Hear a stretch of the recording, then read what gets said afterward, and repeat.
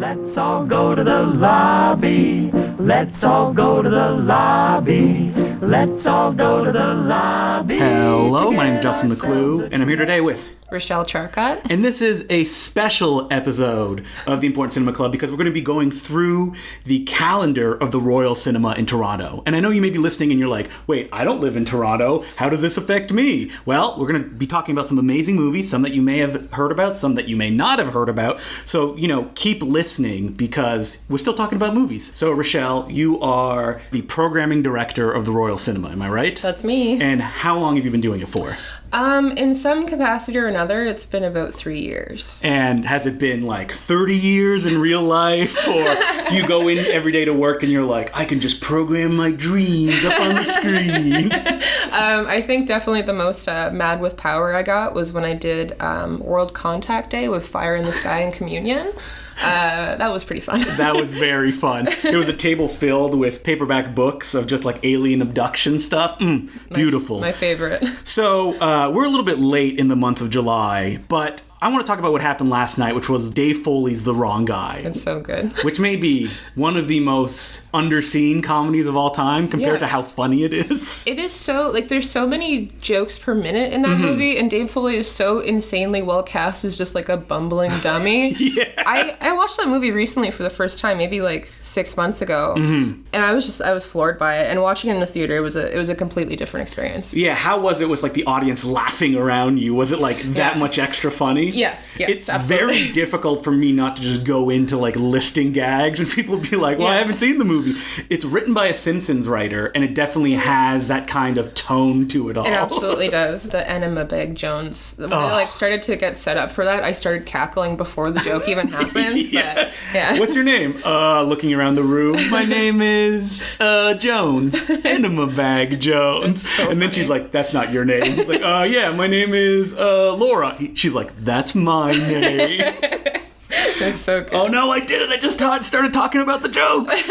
Well, check it out. I think Kino put out a Blu-ray, but actually movies that are coming up on Sunday, July 14th, there's Eastern Promises, and he's showing Throne of Blood. Yes. Now, Eastern Yu is a pal of mine, and he's been on quite a Kurosawa kick lately with his series. Yeah, he wanted to do a little kind of like mini-series tribute to Kurosawa. He's been getting into like the epics for the next couple of months. Oh, that's great. I mean, Throne of Blood is definitely a movie that most cinephiles have seen, but if you haven't, you should see it up on the big screen because, again, it is a different experience. He's all about like the moments of silence between like the burst of action. So Throne of Blood specifically is one that works very well. We're bringing in a print for that as well. You are? Oh, yeah, wow. It's gonna look great. Yeah, Janice has shipped it over and I'm very excited. Speaking of prints, the next day you have Amélie on 35mm. And why'd you pick this one?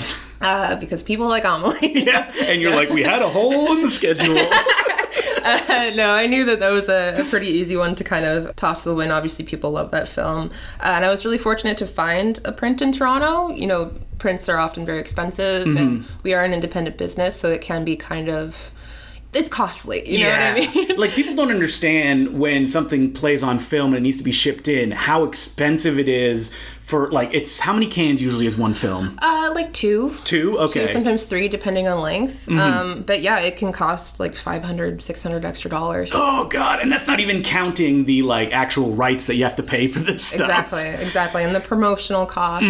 Do people show up for a film like Amélie? Like, are those the ones that do the best? Yeah, Amelie's been... I booked in 3 screenings of it. It's been doing really well. There's been about like 100 people a night, so I'm hoping... Yeah. It's like that magic level of people know the movie, but they may also go, I haven't seen it in a while. Yeah. When I hire new programmers, my biggest advice is... actually, our mutual friend Nate Wilson put it really perfectly. He was like, it's those movies that most people have lied about having already seen. That's a great way to say it. That's the advice I give to programmers like all the time.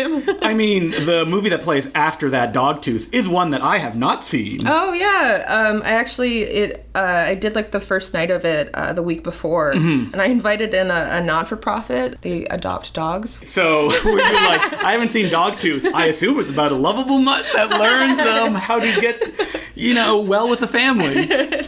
No, truly, the last like couple of weeks, I have been really just enjoying bringing in any sort of like charity or like any sort of kind of like giving back. So Yeah. it's like, it's got dog in the title. I mean, you did a really funny thing where you programmed Dogtooth and Louis Teague's Cat's Eye. Yeah, I'm the cute. Stephen King anthology film. Those two as a double bill probably never have been put together ever in Not the even history like of a the world. sentence. Yeah. After Dogtooth, on the 17th, you have Society. Now, this is a tough film to talk about, Brian Yuzna's movie, because like it climaxes with one of the grossest things ever on screen, and that's what everybody remembers about it. Yeah. We have a really excellent poster for that by Adam Waito that I am like skeptical on if I should put in the front door, because if children see it, it might be a crime. Does that ever happen where you like, because we should point out for people who don't know the Royal Cinema is that almost every screening, especially the ones where it's like a monthly series, there's original art that's made for them, like original posters. And do you ever get some that you're like, well, we can't put this up?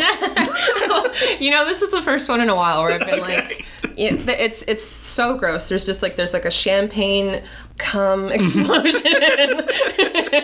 It's really good. It fits the movie quite well. Maybe if they don't know what it is, they're just like, that's a weird image. Yeah, but then when you know, you're like, oh my God, and you're covering your children's eyes. After that, there's going to be a screening on the 18th of Harper, the Paul Newman film, and it's co-presented by Sellers and Newell, a bookstore right around the corner from the Royal that always has tons of rare stuff. Yeah. I've never seen Harper. Paul Newman. Sounds good. Yeah, it's going to be really fun. Peter Sellers, the owner of the store, he had contacted me about doing a screening where he can play a movie that had been adapted from a book, so he'll be bringing a bunch of paperbacks over. Oh, that's great. I love those like theme stuff. Do you ever, when you're doing like series or even just a one-off, do you think like, how can I make this special? Yeah, definitely. I get a lot of like creative fulfillment out of just being goofy with what I'm doing. What would basically. you think is like the one thing, or one of the top? I don't want to put you on the spot of like, oh my God, I can't believe I did that. Like I linked it with something. Honestly, it's definitely the World Contact Day. World Contact Day? Yeah. That one where I was like, I don't give a shit. I'm playing Communion. I'm going to make these people try to contact aliens. I remember you were writing on Letterboxd, you're like, oh man, my dream is to do World Contact Day. And then like a few days later, you're like, no, screw it, I'm doing World Contact Day. Truly, We're playing these movies. Yeah, truly. I was like, oh yeah, I can just do that if I want. Who's going to stop you? It's like the cinema police like kicking open the door. Yeah, exactly. That's too crazy. And then on Sunday, the 21st, a screening of Wild Wild West, presented by Alice in Chains. Yeah, baby. I haven't seen Wild Wild West in 10 years. I would say it's been at least a decade for me as well. But how many times have you thought about the Will Smith song Wild Wild West? All the time. Anytime you hear Wild West, you're like, Wild Wild West. Yeah, just to myself secretly. Secretly, nobody can know. Yeah, exactly. It's a movie that I remember watching a lot as a kid and being very excited about, and seeing it and being like, I don't like this. But I feel like as an adult, I would enjoy it much more. Oh, definitely. For that screening in particular, it is kind of our own version of a show that happens in LA, I believe, by a drag queen called Peaches Christ, where we'll have all the drag queens kind of side stage and they'll be like talking and doing comedy throughout the movie. Yeah. It's a very goofy night. It's a very kind of like loosey-goosey thing. And then on Tuesday, the 23rd, Badlands, presented by No Future. The series is all about monstrous births and children. So he's going to talk a little bit about, I guess, probably like the actual case that happened with that inspired Badlands. So Angelo Moretta, he does kind of like a little lecture before the film. He's a really good critic. Yeah. So, you know, lectures are something that's always tricky, and I feel like the Royal does it well, where they're never too long. Like, it's not 45 minutes, and you're like, oh my God, you've explained the whole plot of the film. Please go. Yeah, I can just leave. And it actually, like, enriches the experience that you're about to see. I'm a big fan of context. I'm a big fan of, like, having someone go up there and be like, this is the reason why you should appreciate this movie. Or even if it's just kind of like fun facts about the production or the release, it's always kind of... I once got an angry email sent to the Bloor Cinema when I used to do introductions before screenings, and they were like, we don't want IMDb trivia before the show. Great. And I was like, I was giving out prizes. There were like not even that many people in the audience. I was trying to make it special. I remember one time, I don't remember what I actually said on stage, but I said something that was just leftist. And we got a bad review on our like Facebook page. Really? And they were like, I'm never coming back here again. Please it was, like, don't. some weird, exactly. I was like, bye. But coming up next, you are screening the abortion movie. No. Unplanned. I should point out that the Royal actually stepped away from doing kind of like second run stuff a few months ago. So the title programming director kind of used to be a group of people. It used to be myself and two other folks. They stepped down about a year ago, and it was just kind of me. And that was my, honestly, like, first order of business. I was like, second run, we're just not a spot for it. We're very close to Cineplexes, which means that distributors will withhold things before they can come to us. Yeah, people don't realize that, where it's like, why aren't you playing Spider-Man Into the Spider-Verse? And there's rules that if there's a cinema near you playing that film and the Cineplexes have first run, you're not allowed to play it. Exactly. So for a while, I remember I'd be like, isn't that out on Blu-ray? And you're like, yes, we know. Truly, exactly. It's just, it doesn't make sense for us. Speaking about things that are just enriched by context, you're doing Can't Stop the Music. Hell yeah. And this is your series, Retropath. Yeah. And so I remember when Retropath started, you were like, we're going to play 60s films. Yeah. As I kind of went forward, I think the first movie that kind of started to span into what the series would eventually become was I screened the Monkees movie Head, which is still obviously a 60s film, but it was a lot more colorful and experimental, and it got a little bit more into like my own personal taste. So Can't Stop the Music is one of 3 that I'm doing over the course of the summer. One has already passed. Disco musicals from 1980, baby. Yeah. So, wait, the one that passed was... The Apple. Oh, I love The Apple. The Apple is so much fun.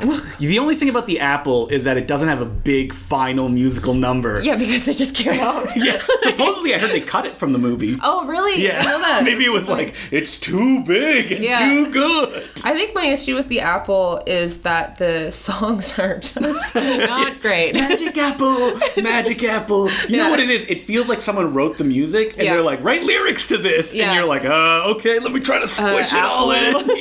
Yeah, totally. You rhymed apple with apple multiple times. So Can't Stop the Music is the Village People musical. Yes, yeah. It's loosely based on how they came together. Really? Do you think there's like... So they were like dancing and they met each other on the street? Or who does Steve Guttenberg play? He plays like the producer of the Village People. But yeah, it's completely... it's all Village People music. It's so much fun. There's a scene in this movie that I've been talking about for like 3 months where Caitlyn Jenner goes, where can we go to... It's like, where can we go to record or something like that? And then...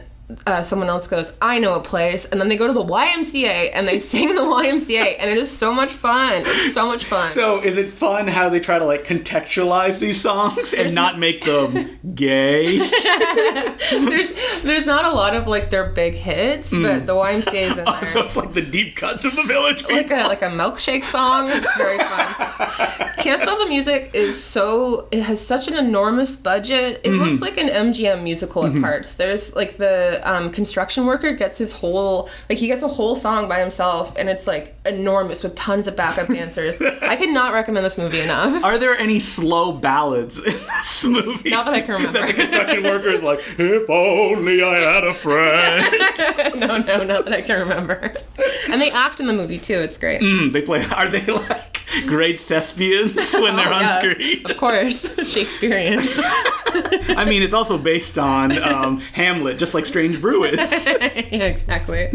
So on the 25th, man, this is a packed week. Hell yeah. We have the Laser Blast Film Society. I hear they're a great screening series. They're fine. Yeah, well, they don't bring in the numbers, but the programming, that's great. And we're showing Things. And Laser Blast Film Society, for people that don't know, is the one that I do with Peter Kaplowski. And so you've never seen Things, right? But you've heard me talk about it for years and years and years. My partner absolutely loves Things. Another coworker here, she's like obsessed with this movie. I'm there with bells on. I'm so excited. It's like the perfect kind of outsider cinema in the sense that it feels like it was made by aliens, like people who have never seen movies before, and it's filled with hosers, just like straight through. It's somehow a film where nothing happens, but so much happens. Like afterwards, you're gonna have like a glazed look on your face. You're gonna be like, Just oh my drool. God, I can't remember this part. At one point, they started throwing a bottle cap at each other, and it was so dynamic that you like sit up in your seat. Oh my Whoa, God. this is crazy. I'm so excited. Speaking of films where nothing happens, JEANNE DIELMAN right after Ladies of Burlesque, Yeah. a 3-hour-ish film I believe so, yes. of a woman in her apartment going about her day. I mean, if people don't know, this film was directed by Chantal Akerman. It's a classic. We've talked about it on Important Cinema Club in the Chantal Akerman episode that we did. Amazing. And Will actually says in that episode, he's like, the perfect place to see it is in a theater because you have no distractions. Like, you can't, like, look at your phone because if you get bored or something like that, because the movie is supposed to impose a specific feeling on you. Also, with that screening, we had initially planned on playing it on DCP, and the distributor accidentally sent me a print. So, How does that happen? I don't know. Accidentally sent you a print? Yep, so Wow, that's amazing. nice So, little surprise. yeah, because it's not on the schedule. It doesn't say 35 millimeter. Exactly. But what is on the schedule is the next day, on the Saturday, El Topo. Yes. How would you? Acid Western, I guess is the way that you probably describe it. Yeah. Directed by Alejandro Jodorowsky. I'm probably mutilating his name in some way. It's probably, in my opinion, his most fun film. Yeah, I think that screening should be pretty interesting. I'm very excited that we were able to find a print of it, especially when I'm booking movies and when it comes down to format. I'm definitely looking for your most like visually interesting films. Like when I did Fantastic Planet, I was like, I need this on 35. El Topo is a good example of that. Yeah, I mean, it's the original midnight movie. Like, when Exactly. people wrote about it, that was the film that, like, kind of kicked it off. Yeah. You're not playing it at midnight, you're playing it at 8:30, which is perfect, because midnight is too late for us late. old people. Exactly. I'm tired. Can we call it 10 p.m. madness, please? Exactly. And then on the 29th, you're having a free screening. So our lovely beer sponsor, Woodhouse, they come in like every other month. And they do a free screening. They do $5 drinks. It's always your kind of like your blockbusters. Yeah. Jurassic Park, obviously, they're cute. We just won that Raptors thing. I mean, they should have shown Carnosaur 3, but okay. Jurassic Park is fine as well. Yeah. I love being able to have free screenings on the calendar. Toronto is a very expensive city to live in. Yes. And I think that entertainment and community is really important. Do a lot of people come to free screenings? Yeah, definitely. Okay. Definitely, for sure. These films, again, I mean, every time we're going to talk about this, like Jurassic Park, with an audience, is different than the 1,000 times you probably saw it sitting on your couch. Exactly. You'll notice things. I always find that I notice things that are much funnier. Like, it just never resonated with me on a solo experience. And then on the 30th of July, the Sangam, the Regional Cinemas of India series. Now, how did this come about? This is a relatively new series. I think she is maybe 3 or 4 into her programming here. The programmer is named Rupali Morzaria. She just sent me an amazing pitch one day talking about how she went to film school and she got an interest in film, obviously, and but she never saw basically herself on screen in these classes, and she got really into discovering more like Hindi films, and yeah, she's just a lovely person to work with. I mean, Hindi cinema is like one of the big, giant world cinemas that English-speaking countries don't talk about, and they don't screen, and there's no canon of them beyond maybe the Apu trilogy. And like, she's getting deep cuts as well, because I think you mentioned that she's starting to do women in Indian cinema focus. So this one was Rajnigandha, and this is going to be kicking off the women in Indian film focus. Yeah. Does she do a little contextual speech at the beginning? She does. Yes. Ooh, yeah, that's the good stuff. Yeah, definitely. Yeah, for sure. Have you ever considered doing like little like information pamphlets that you like hand out at screenings? Has that ever crossed your mind? Like Cinematech stuff? Yeah, maybe. I don't know. That hasn't crossed my mind. Because that's something that I always find, like, I guess when I was a kid and I would go to these cinemas, you hear about like, oh, they made a monograph about this film, and you get to read about it when you sit down. Yeah, for sure. Yeah, that would be a cute idea for sure. It's a lot of work. Yeah, exactly. I used to do it for Laser Blast. I would like find them on the floor in the garbage. Goodness. That would drive me insane. And then afterwards, Neon Dreams, The Legend of Billie Jean. This is a fun movie, a rocket movie. Yeah, he's closing out his kind of like a summer heroes series. Brendan Ross's, yes. the programmer. Yeah, with The Legend of Billie Jean. And that is another print. We do have a print-heavy month. Wow, it's a really print-heavy month. Especially when the distributor accidentally sends them to you. Truly, what a surprise. I know we're really early in the month, but like, do you have plans for like next month? When do you start like writing down what you want to do? Basically, the second I kind of like send in July, I'll start booking August. So I am almost done August. For the summer months, I definitely like to hit you with the like big kind of fun, colorful movies. So a lot of goofy stuff, a lot of colorful stuff, a lot of summer appropriate things. And then you have stuff that's not summer appropriate, like a stop motion film. Yes. That's not for kids. You have a lesser screen John Carpenter picture. Yes. That's not Ghost of Mars. Has Aurora ever shown Ghost of Mars? We must. You must. I'm sure. Yeah. And I mean, there's like a lot of fun, like you said, summer specific stuff. Yeah. That you want to see, whiss a crowd, fun stuff. Yeah. All right. Well, I guess until next month, my name's Justin Decloux. And I'm Richelle Charkot. And make sure to come to the Royal Cinema, 608 College Street. Yeah. Toronto, Ontario, Canada, Earth. Let's all go to the lobby to get ourselves a treat.